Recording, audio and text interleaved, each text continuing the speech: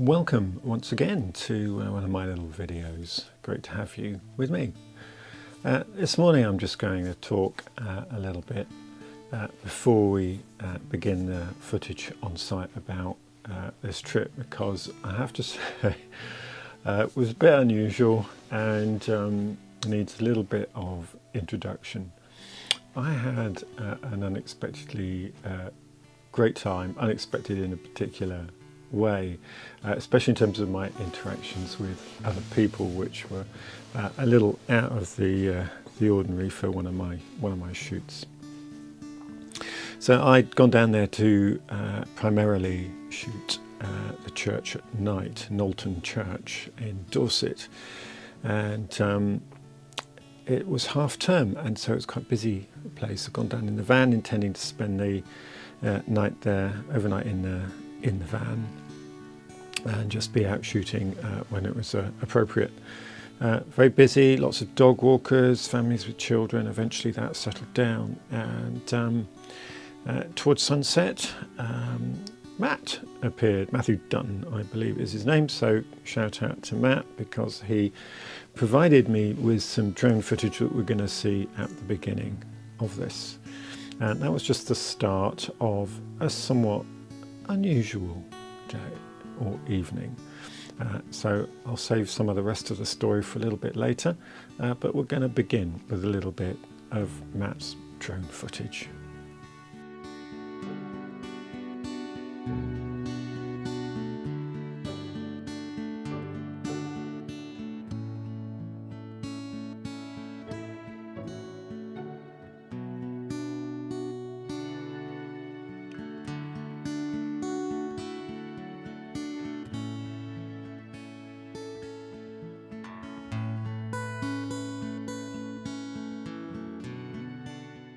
Okay, it's sunset, and I've set up cameras in a couple of positions, one from approximately this sort of angle, and then another one you can see over my shoulder, maybe on the grass over there, somewhat hidden. Another really wide angle camera on tripod. So I've got so I'm shooting both towards the sunset and away from it, because the cloud cover towards the sunset is sort of disappearing, and all the interesting cloud currently is actually behind the church the other way, exactly opposite the sun. So I'm hoping that as long as the sun doesn't get obscured just as it dips down to the horizon, we'll actually get a nice bit of colour in these clouds. That'd be good, wouldn't it?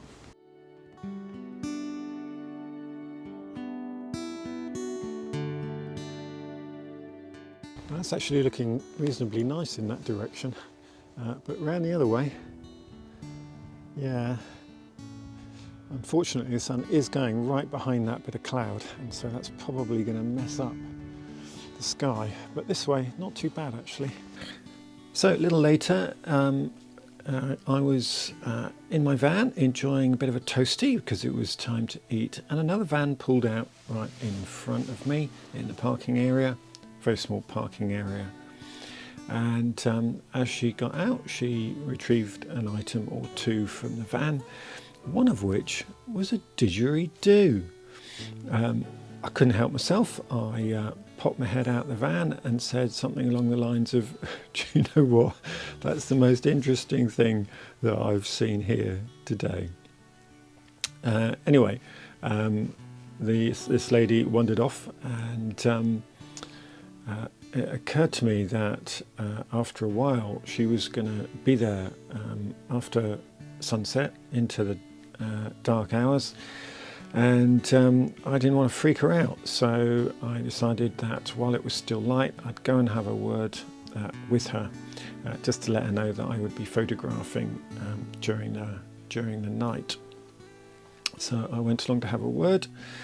Turns out her name is Olga, and she is the didgeridoo player, and we had a little bit of a chat, and I just want to kind of paint this picture of what was starting to turn into slightly eerie but beautiful setting as the sun set and the moon starting to get low in the sky as well.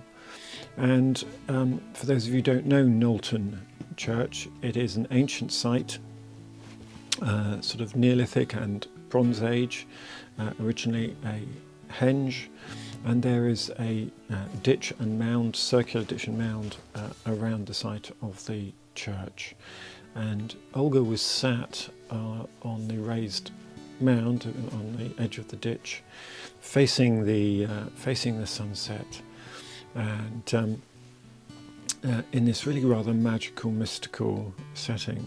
And as I returned to my van to eat what was left of my tea, what I could hear was this amazing sound of the didgeridoo, really deep, swelling kind of tones.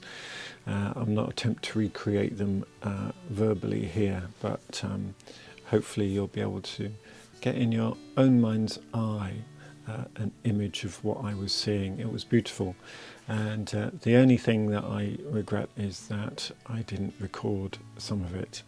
But again, I really didn't want to disturb Olga. Anyway, so a bit of a shout out to Olga, and thank you for some wonderful didgeridoo playing.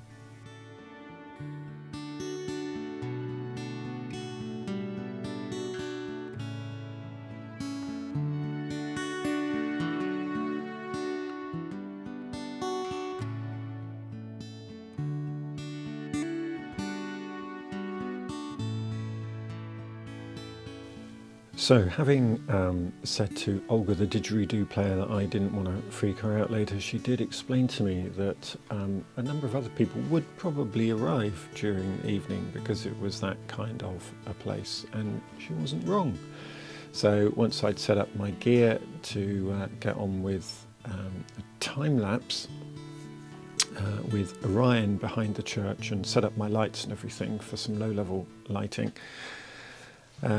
a couple of guys appeared with motorcycle helmets, young chaps, and made a bit of a beeline for me because I believe that they had mistaken me for their friend Matt. And anyway, because I had a torchlight on, they obviously wouldn't have been able to see my face. So they came up to me, and I put two and two together, and I said, "You're probably here to see Matt, aren't you?" So I pointed them in his direction.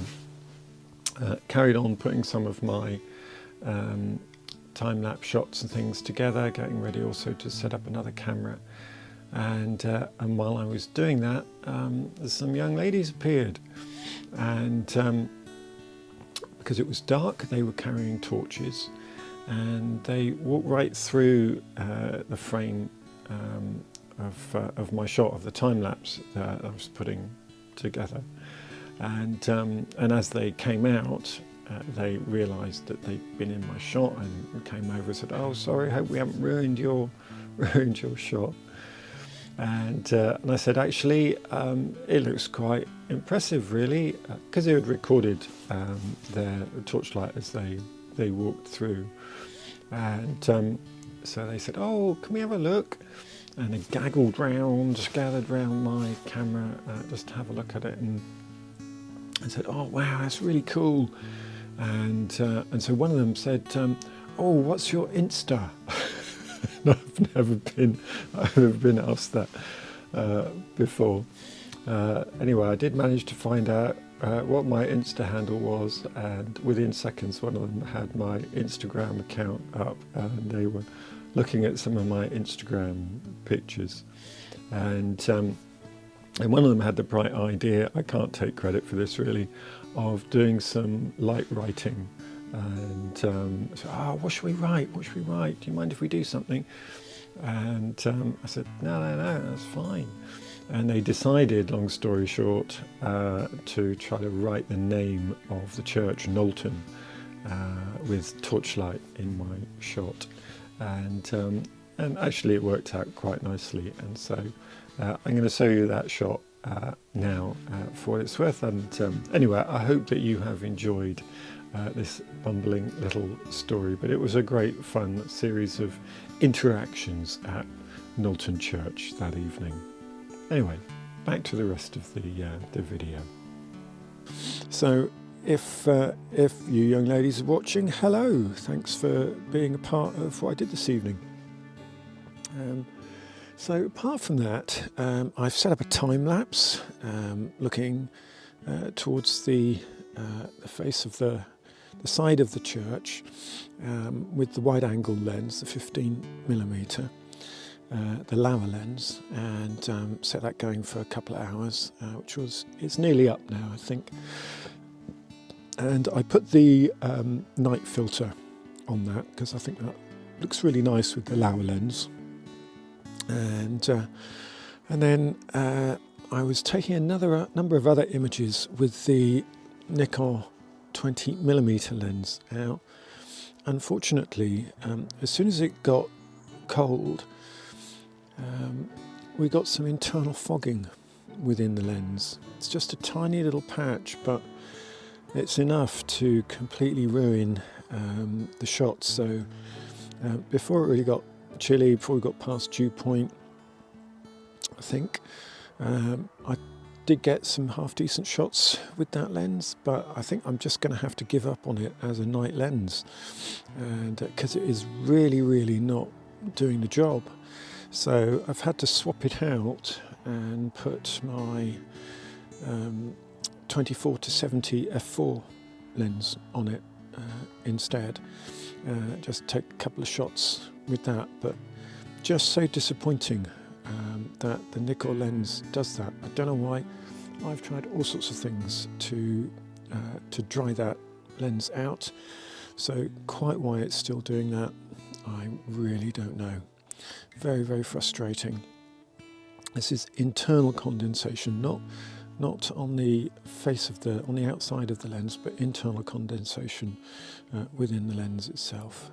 So really nothing you can do about that when you're on site once that happens. So I think I'm going to have to kiss goodbye to that lens one way or another. At the moment, it's basically just become a bit of a paperweight.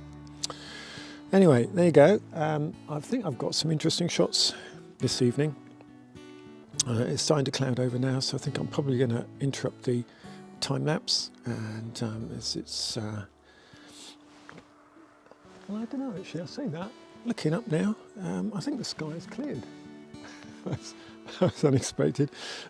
So anyway, if it has cleared, I'll keep the time lapse. Going, I think. And I think I had thought about maybe coming out in the middle of the night, but we've had such a good clear patch, and I've got so many shots taken this evening. I don't think I'm going to get up in the middle of the night, because honestly, I don't think they're going to be any different.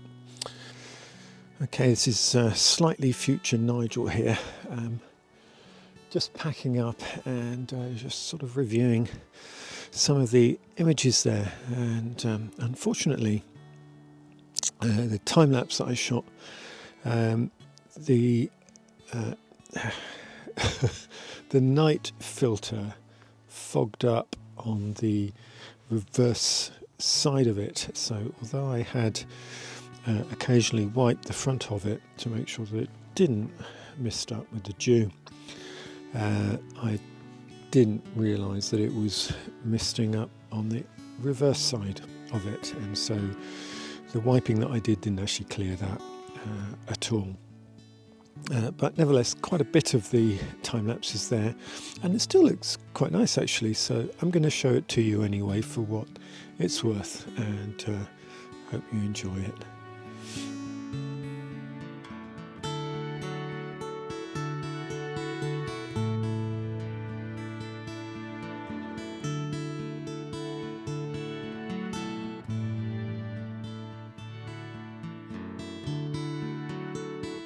Overall, I think it's been a good night actually. I'm fairly sure that I've got some shots there that I'm going to be happy with, and so I don't think I'm going to stick around for the morning. I'm going to go and get some sleep because I'm really tired. It's about 10 o'clock now. I know that's not terribly late, but I haven't had a lot of sleep recently, so I'm going to get to bed. I think once I've got back to the van and got everything sorted out. I'm not going to stick around for dawn because I think my job here is done. I got 1 or 2 reasonable sunset shots.